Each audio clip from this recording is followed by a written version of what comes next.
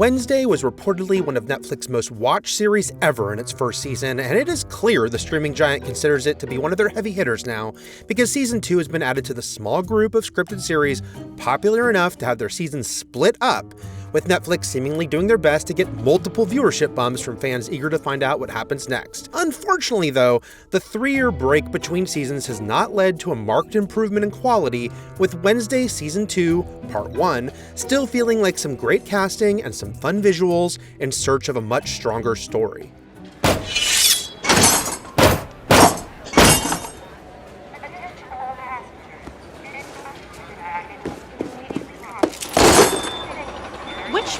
Prohibited items don't you understand, young lady? The part where you believe that cramming hundreds of people into a metal tube flying through the air creates some sort of utopia where weapons aren't needed.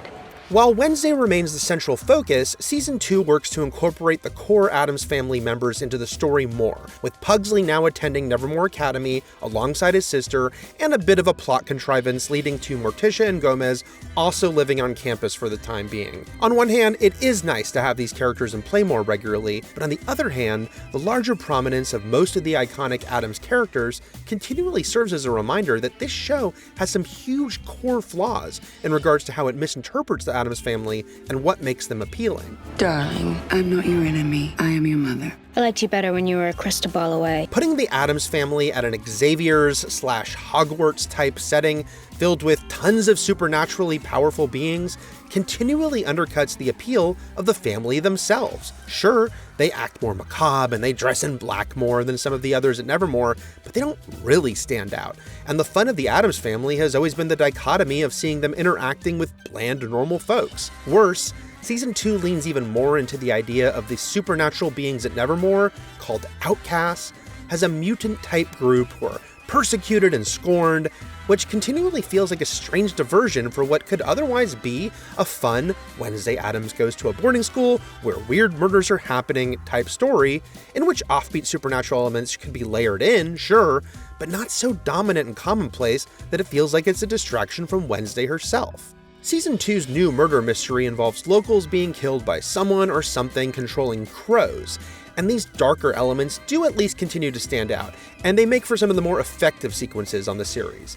And the visuals of how the crows take out their victims are suitably unsettling. But on the comedy side, Wednesday remains incredibly uneven. When the Addams Family are used to their best ability, 1993's Addams Family Values remains the crown jewel in this regard for myself, it can ride the line of goofy and dark in a way that meshes perfectly. Here though, there is a lot of tonal and quality whiplash. In the very same episode, you might get a funny, biting one-liner from Wednesday, or a clever and twisted visual, such as the disembodied hand known as Thing curiously tapping a detached eyeball. But then that's followed by a really unfunny and inert extended sequence, like one where a group of the normie human scouts nearby compete against the Nevermore outcasts for who gets to use a campground, and it just feels tedious. Yet at the center of it all, still helping Wednesday work much better than it might otherwise, is Jenna Ortega. She continues to be absolutely perfect casting for the role, has just the right wry, intelligent, droll delivery to completely sell you on who Wednesday is, even when the show around her is all over the place. It's Addams with 2 Ds. Like padded room. Ortega got a pretty good amount of attention and caused a lot of debate about how much she should be publicly criticizing her own show's writing for pushing back against elements from Season 1 she didn't like, such as the typical teenage TV show love triangle that Wednesday was part of. But it is undoubtedly good to see that at least that one notably out-of-place aspect of the show has now been discarded. It's nothing, just a minor psychic glitch. Not to breathe a word of this to anyone, you understand? Especially my mother. And there are a couple of other improvements, including the show making better use of Fred Armisen's version of Uncle Fester and Luis Guzman's Gomez, who are both funnier and more appealing this season. There's my little landmine. Unfortunately, showrunners Alfred Goff and Miles Miller really seem hellbent on making sure that there is still an extraneous love triangle in this series, so now it's Wednesday's roommate Enid, who's unsure of where her affections lie between her Season 1 love interest Ajax and her fellow werewolf newcomer Bruno. This boring subplot feels like a waste of the charming and funny Emma Myers, and it doesn't help that the show feels incredibly hindered budget-wise when it comes to showing Enid as a werewolf, since all we see her do over and over again is flex her nails or claws at someone to represent that side of her. I die because of you! In his expanded role, Pugsley does have an amusing storyline involving him caring for a zombie who he treats like a family pet, while the returning Bianca has a subplot tying her to Morticia that feels oddly disconnected from the rest of the show.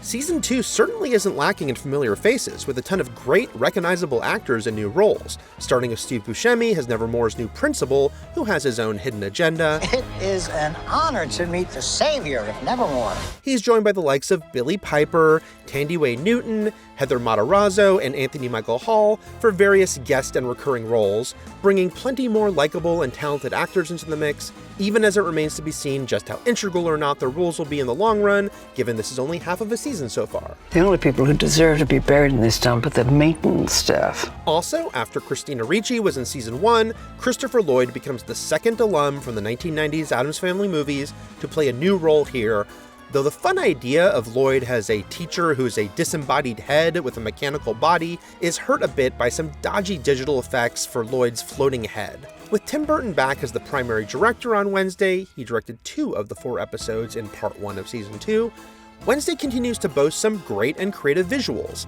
A standout sequence is in the Burton-directed season premiere, as a story told by one of the students is shown to us in black and white animated form, looking wonderfully classically Tim Burton in the manner of Nightmare Before Christmas or Frankenweenie, but Smallville creators Goff and Miller continue to feel like an odd fit here as showrunners, with their stories never quite living up to the potential of Ortega's performance or what we've seen from the Addams Family in prior versions.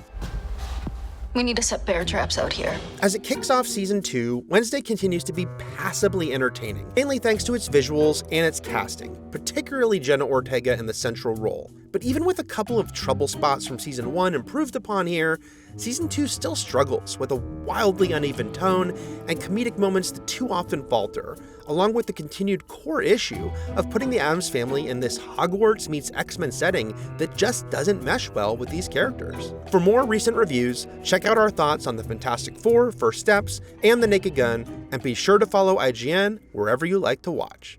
I am returning Nevermore to its former glory by replenishing our ranks with a fresh batch of eager young outcasts.